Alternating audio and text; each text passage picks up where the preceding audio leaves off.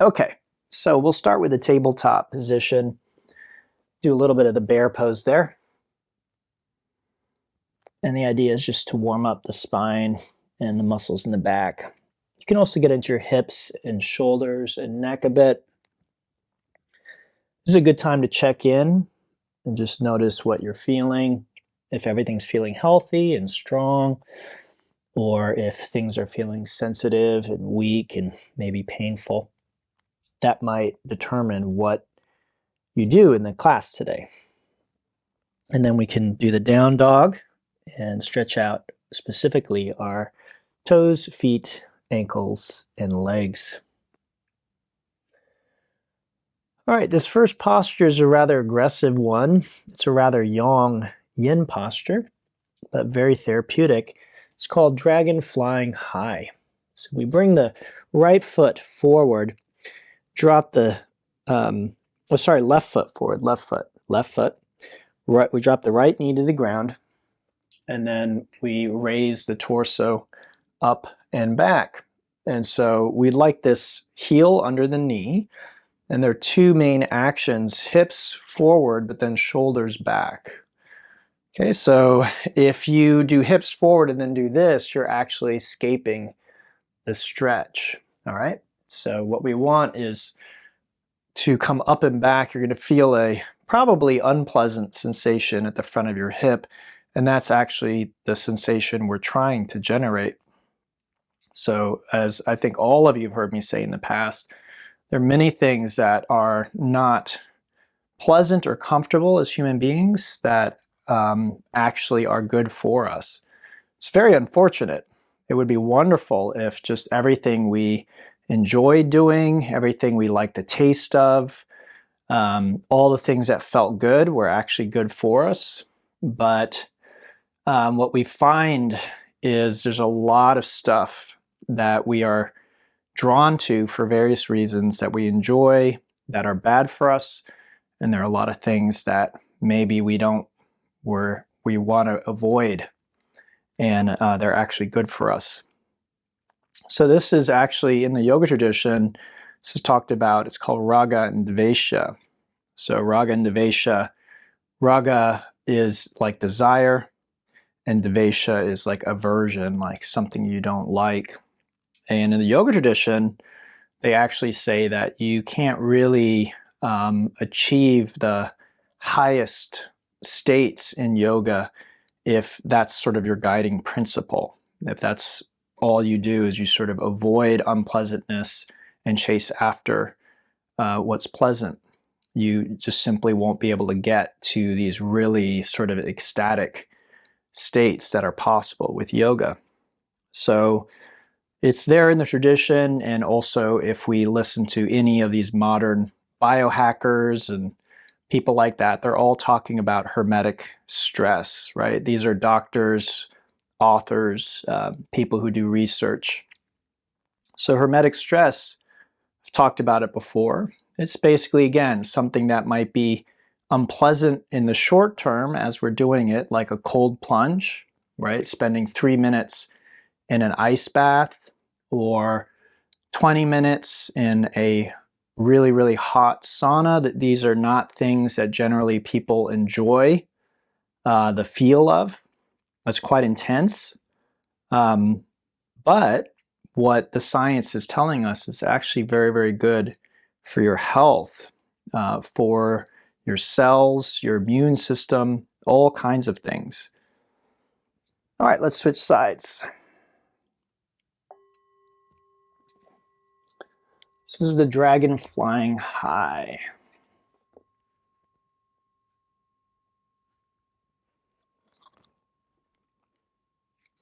So most of us understand this principle on some level. If we have children, then we don't generally tell our children they can eat whatever they want, whenever they want. We don't encourage them to have cake or ice cream for dinner every night. Maybe after dinner they can have a dessert, but not for dinner. Most parents, right? Not everybody, but most people, they care about their children and they understand this principle enough to try and encourage their children to perhaps do things that are unpleasant, like study for school or study for an exam, things like that. And also to not indulge in simple pleasures, short-term pleasures, because of the long-term negative effects. Now, this is only true to an extent because we have kind of an epidemic with things like diabetes in this country, and very young people are getting it. And so that probably means that there isn't enough oversight in terms of what kids are eating. Also, just in our food, there's a lot of sugar just in everything. So you might not even know you're eating sugar and you're still eating it. And it's really, really not good for our health, unfortunately. And that's a great example of what I'm speaking about. Sugar in a natural setting is found with a lot of fiber, and it's found in small amounts. So we can have, like in one Coke, more sugar than one of our ancestors would have had like in a week. And we can just have it in one drink. And so again, our taste buds are telling us, oh, this is good, let's have more of that. Because in a natural setting, we would have only found very, very little of it. And it was packed with a lot of other things that are good for us. But in the modern setting, even fruits, I know this sounds weird, but we've bred fruits to be more sweeter and sweeter and have more and more sugar content because, again, we like the taste of that. And so in a natural setting, those fruits are not like that. So I recently heard that in zoos, they're having to cut back on the amount of fruit that they give to the animals because the animals are actually getting diabetic. They're getting sick because they're eating our fruit, which is has way more sugar than a natural fruit that you would have found in the forest or in a natural setting. All right, let's come on out of that. We'll just rest back for a moment.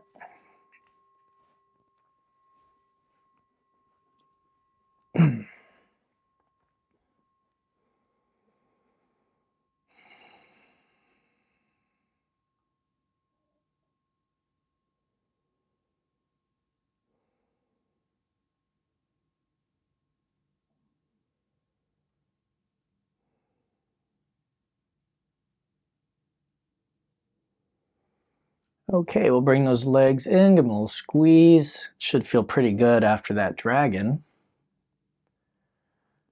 And then we'll hinge up.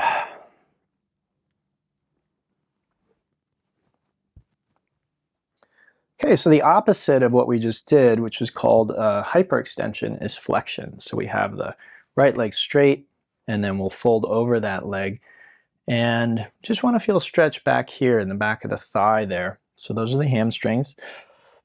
And that's the muscle group that we're targeting in this particular posture. Now, I actually misspoke a little bit because, again, we're actually not targeting the muscle per se. We're actually trying to move our femur. But muscle is a very good proxy for the work we're doing at the joint because the joint's not very sensitive. So it's not like you're feeling your joint as we do this posture. You're probably not. You're probably feeling this here, so the hamstrings. So that lets you know that you are at your maximum flexion, at least with the legs straight here. And that's what we're going for today. Again, stretching the hamstrings is very, very good for our health. And when they're stretched out enough, we can get to our maximum flexion. When they aren't, we can't, at least with the leg straight. So that's what we're trying to do here.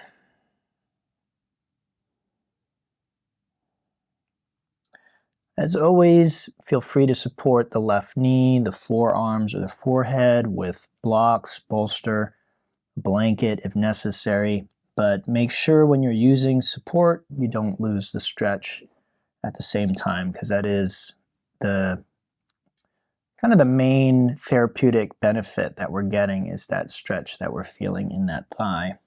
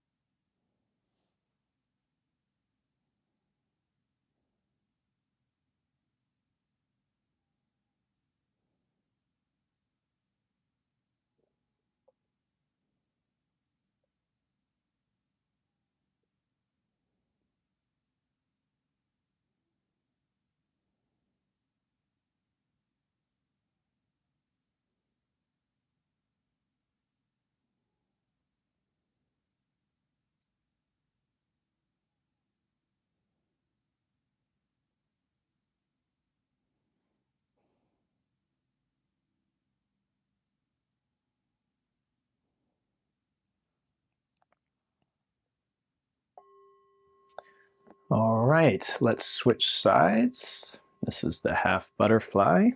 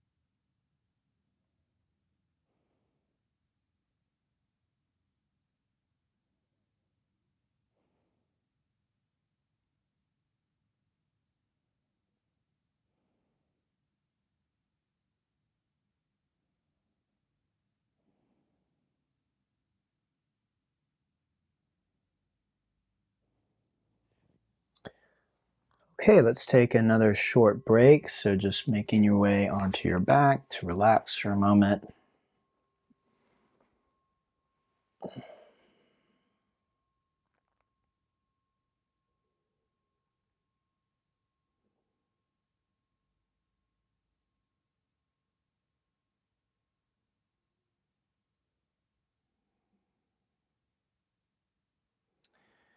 Again, we can bring our legs in, give them a nice squeeze, shake it out.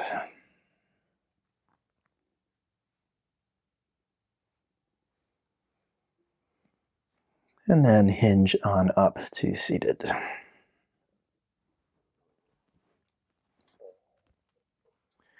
Okay, next we have the kickstand. So we come into a tabletop and then take the right leg straight out to the right, take the left knee away from the right leg, and we want to feel the stretch in here. Okay. Now your feet can point or flex in whatever direction you want. Your left heel can be behind your knee or pulled in towards your buttocks. Okay. Your hips can be over the knee or press back towards your heel. So you can sit on the heel if you like. You can stay up on your hands like so. You could also drop down to your elbows. Some people end up laying on their chest flat on the ground in this posture, and you're welcome to do that as well. So lots of options, And again, as always, the principle is to let what you feel guide you.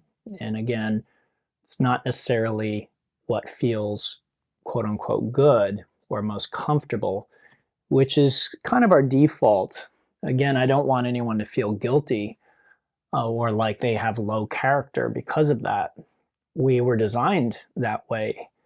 The reason that we have to sort of fight that instinct is our environment has changed so much. If we lived in a natural setting, we wouldn't have to fight our urges. They would basically serve us as instincts serve any animal in the wild, right? Again, a lot of sugar would not be possible. You just would not be able to find that much sugar, refined sugar, in one place. So eating as much of it as you can is not a problem. It's not going to be dangerous for you. But for us, again, it's in things we don't even think it's in. So, you can order a steak and the rub, the seasoning that they put on the steak can have a lot of sugar in it. Salad dressing can have a lot of sugar in it, usually does. It's one of the ways that manufacturers, the food industry, how they make food taste good. So basically you can make food taste good with fat or with sugar. And so a lot of times it's sugar that's used to do that, because for a long time there was this narrative, especially when I was growing up, that fat created heart disease. So everyone was trying to avoid fat. And if you have food that doesn't have fat, salt, or sugar in some proportion, just kind of tastes like cardboard. It's not really going to taste very good. So that's why people will put dressing on salad, right? Because dressing usually has fat in it. Otherwise, you're just sort of eating this really, again, sort of like cardboard, just greens on their own. Some people like the taste of that, but most people like a little something on it. Let's switch sides.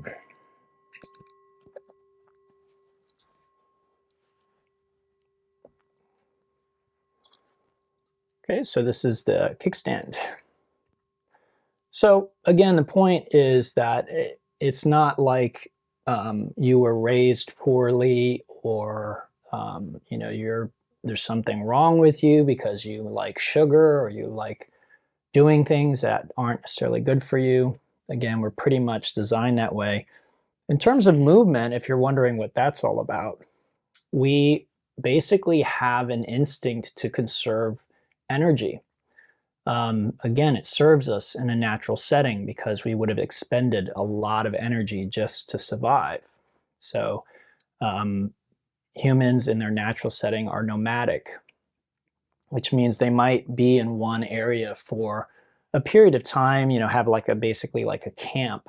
But when the food or the weather, if the food ran out or the weather changed, they would often migrate, they would move, they'd go someplace else. So didn't have a lot of possessions, just basically what they could carry. And, that they would have a lot of physical labor, right? Hunting, gathering was a lot of physical activity. And then again, of course, moving across, land to someplace else, walking someplace else, that's going to take a lot of energy as well. So humans are built with this instinct, you could say, that if I don't have to move, I'm not going to. Now, I'm generalizing because some people really do like exercise. I'm not one of those people. I really would, if I'm just listening to my instinct, then I would just probably sit at home all day, and I wouldn't go for a walk, I wouldn't exercise, I wouldn't do yoga, I would just sit around. Now, I know from experience, if I do that, I actually get depressed because it doesn't seem like the two are related, right? It seems like depression has something to do with your mind or your thoughts, or some kind of physiological imbalance.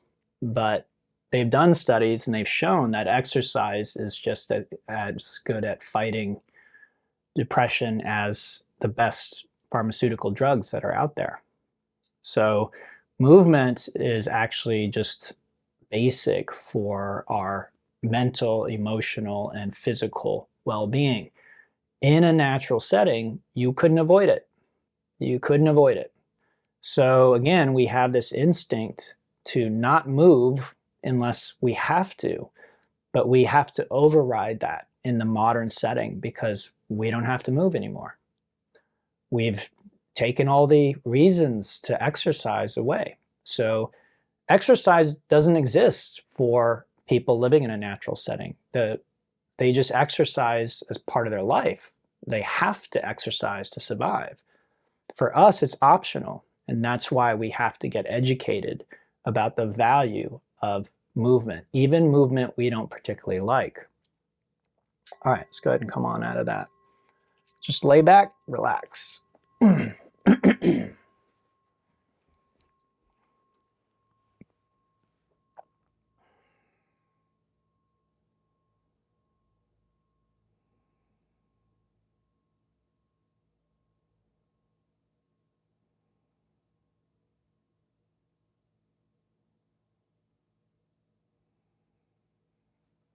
Okay, let's give those legs a nice squeeze, shake it out.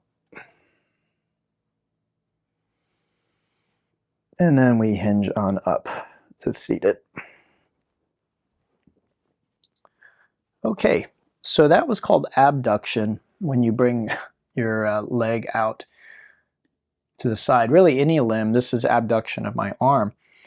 Now we will adduct, which is like this, like bringing something across the midline of your body. So we do that like this, and then bring the feet back. Now I want to mention that this can be done on your back, and you use your hands to pull the legs towards you.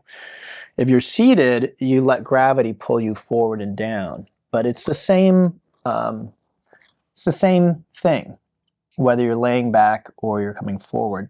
Now again, we are articulating the femur here. We're bringing it into adduction, and we want to feel it out here. That's telling us that we're doing it right, properly, okay? So if we feel that stretch out there. If you don't, then again, you might want to let me know. We'll take a look at your posture. You might be doing something incorrect and not knowing it. You also just may have a unique set of bones. But again, for today, it's not absolutely vital that you feel the stretch because it's not so much about the muscle, it's more about the joint.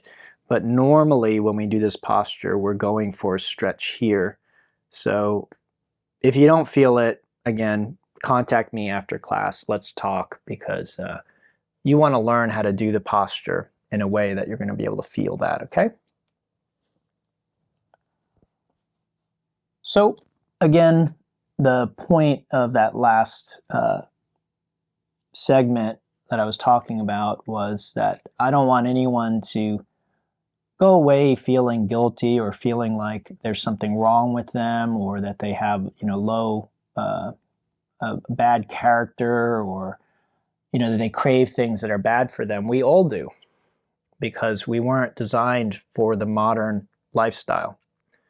And I talk a lot about this because no one talked about it when I was growing up.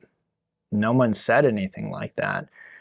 I think you grow up assuming that humans have always lived the way that they've lived, that your parents, that basically things are more or less the same. But what you don't realize is your grandparents were eating very different food than you eat. Completely different. Might look the same. We might give it the same name, but it's not the same. Just this morning, I was on YouTube, and an ad came up talking about French bread.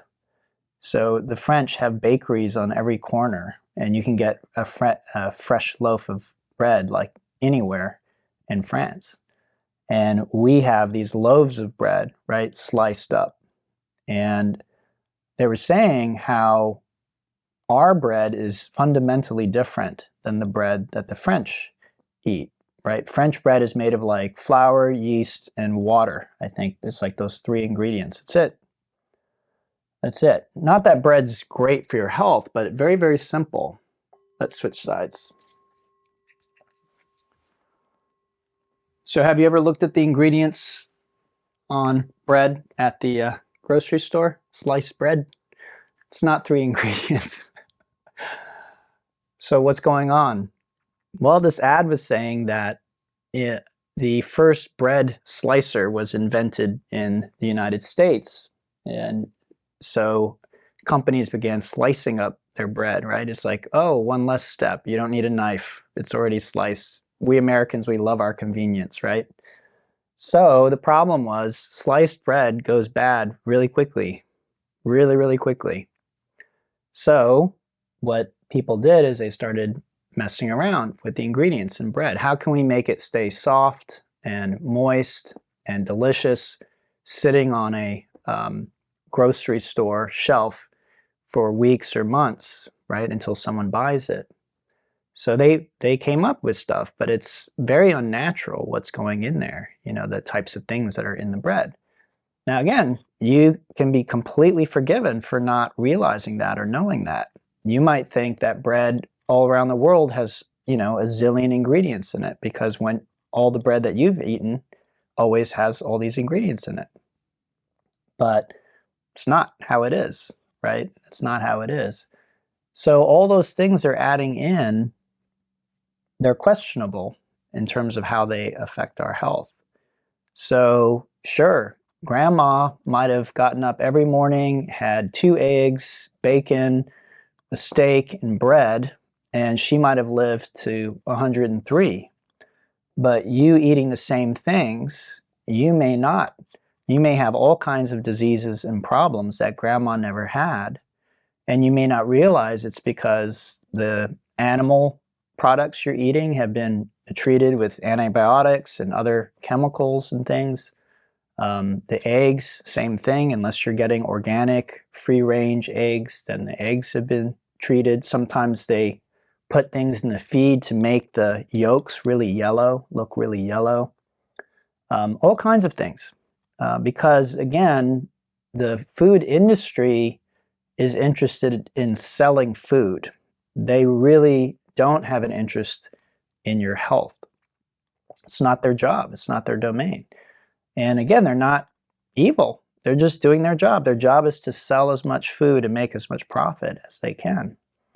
But if we think that there's like, you know, some strict government oversight or that these companies are just making the same food that grandma ate, it just isn't, that's just not the case. So again, unless you sort of go down the rabbit hole, most of us can be forgiven for just not knowing, right? Most people don't get up and talk about this stuff. Most people don't know about it. All right, let's go ahead and come on out of that.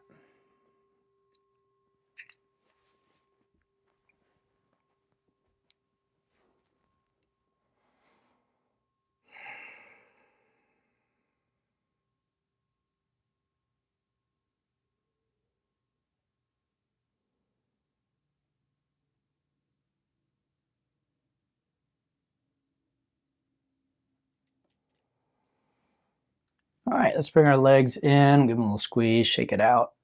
And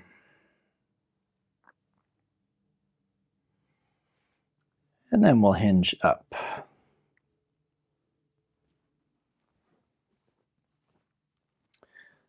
Let's do a quick bear and down dog.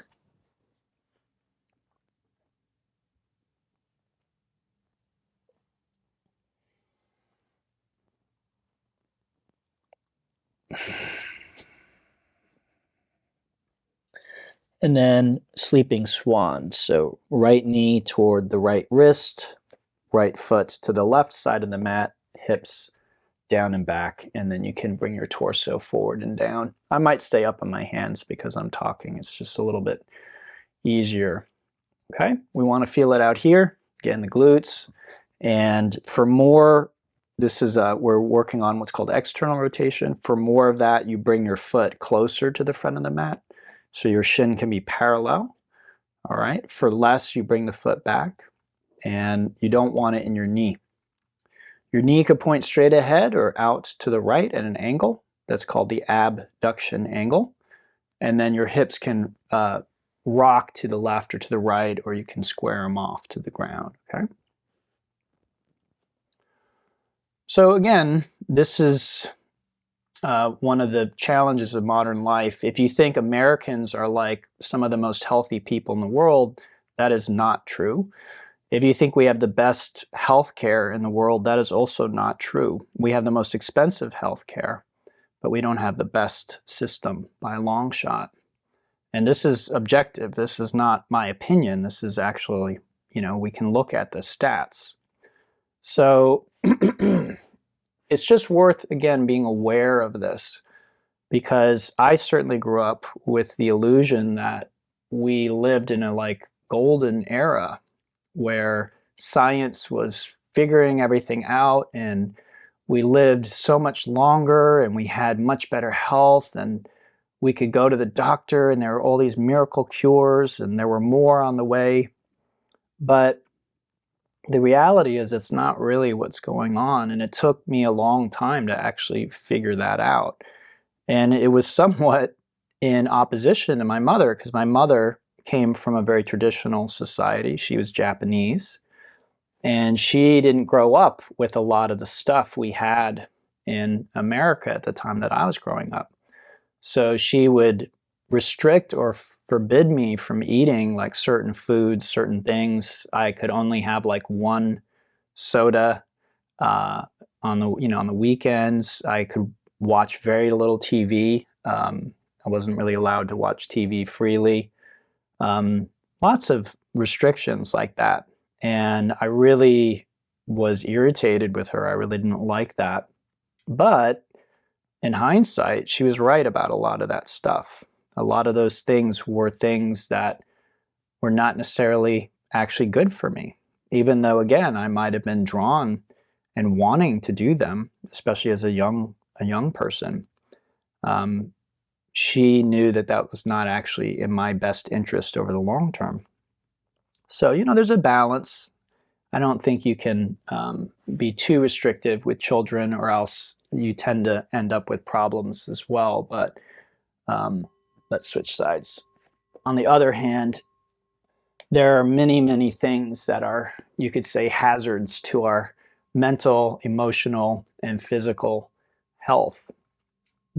One of the things that's very interesting, this isn't really in my field. It is to a degree because of the psychological aspect, but is social media and apps. So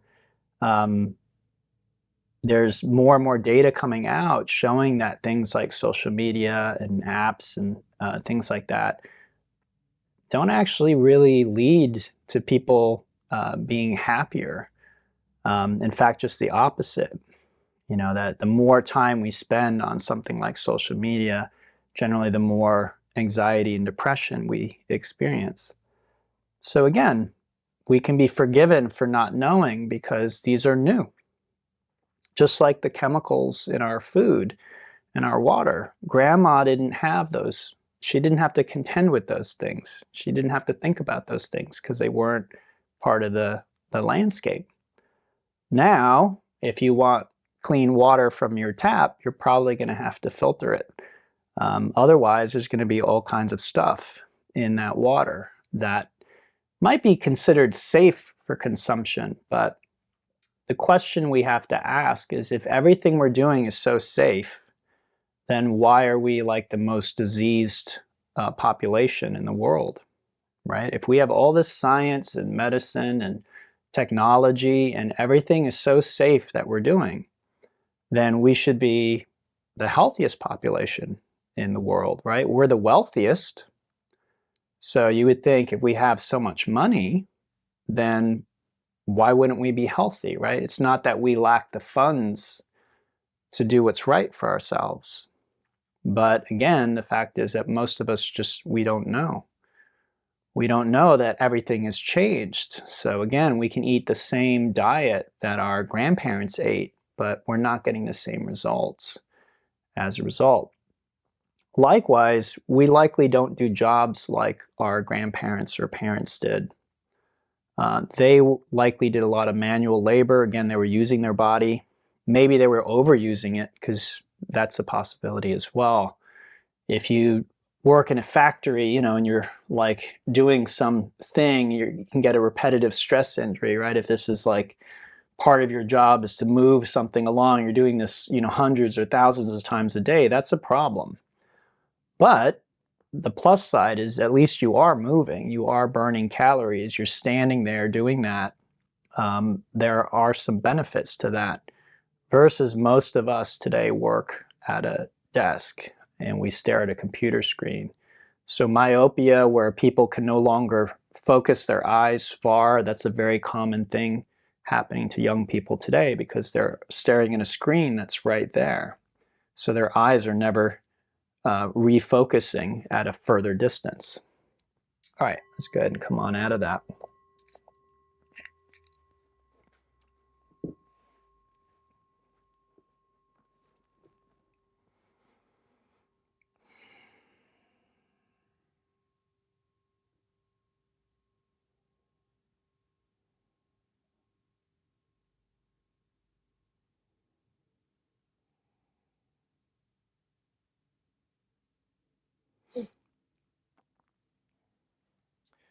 Okay, bring our legs in, give them a little squeeze, shake it out.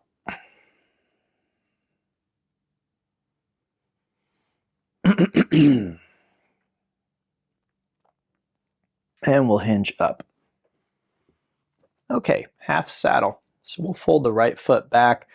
We're trying to internally rotate, so the further the tibia, this is your tibia here, further the tibia is from the femur, the more internal rotation. This is about it for me, and I have more than most, so some of you might be here, and that's perfectly fine. You just do what you can.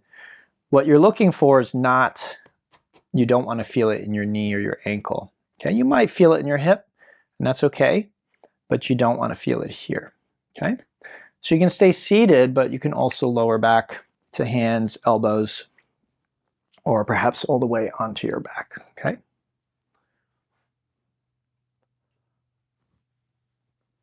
So all of this might seem a bit overwhelming, and I'll just say, if this doesn't interest you, or if you're in perfect health and you're perfectly happy, then just ignore me. You know, it doesn't matter. These are all things that are meant to be educational and helpful. So, you know, if you are pre-diabetic, if you know, had a bout of cancer or other illness or something, your thyroid is off or something like that, again, these are things that oftentimes the doctor doesn't tell you why. They don't know why, but the why might be, again, all these things that we've changed, you know, in our food, in our water, in our air, the things that we look at during the day, the type of work that we do. All of these things are impacting our health and well-being. So again, when it comes to food, generally it's quite simple. You want to eat whole foods. You want to eat foods, and generally if you're buying something, the less ingredients, the better. So like 2 or 3 ingredients. Again, that's what grandma and grandpa ate, is they ate things with, you know, very few ingredients in them. And then in terms of movement, many of you have heard me say before that walking is really, really good for your health. So yes, yoga, I love yoga. Yoga has a lot of benefits. Definitely, if you can make it to the classes, these classes, please do. We have 2 every week. But the rest of the time, I really encourage you to get outside and walk. It's something free, it's something simple. Is that enough? Probably not. You probably want to add in some resistance training, some other types of exercise, but it's a very, very good start. And again, walking affects your mental and emotional health. It's a really good reset if you're at work and you're getting some brain fog and you're coming up, you know, you're running out of ideas, or you don't know how to move forward. Going out, looking at a natural setting like some trees and things, And then coming back, you'll often find that you're much clearer after that. And again, movement does impact your brain directly. So just moving, seeing things outside, getting some fresh air really is going to be good for your health. And then in terms of, things like being online, again, many of us work online. Let's switch sides.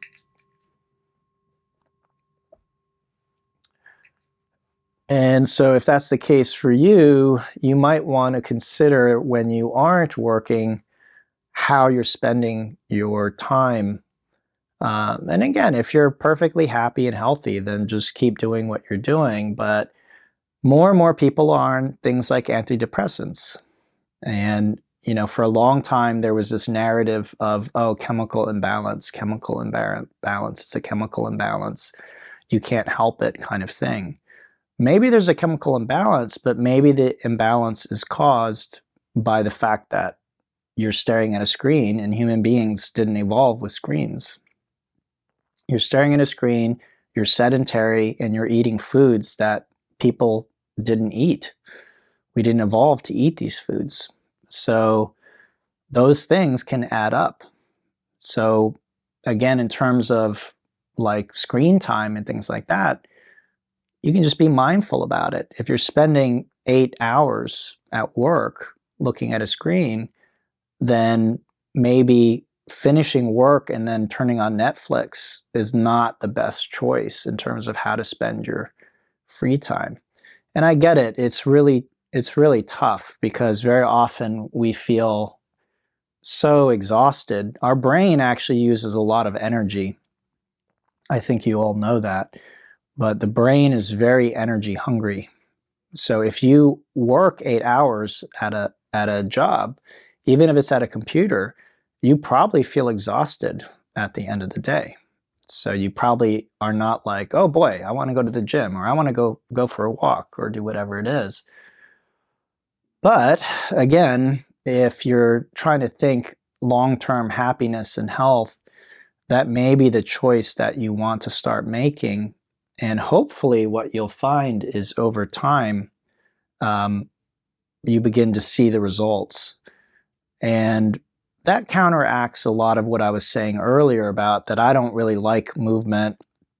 I don't like exercise personally. It's just not, something that feels great for me. But I like the effects it has. So at this point in my life, I'm a convert. I will go for walks, I will exercise, I will do things that I don't particularly enjoy in the moment because, again, I've seen the long-term benefits and effects, and that's what I'm after. And yoga is very much the same way. In the yoga tradition, it's said that yoga practice should be done consistently and persistently over an extended period of time. That's what's going to yield the results, not one class, or one class, once a month or something like that. You'll probably barely notice the effects. But if you start doing 2, 3 classes a week, then you start to see more of the effects. Okay, let's go ahead and come on out of that.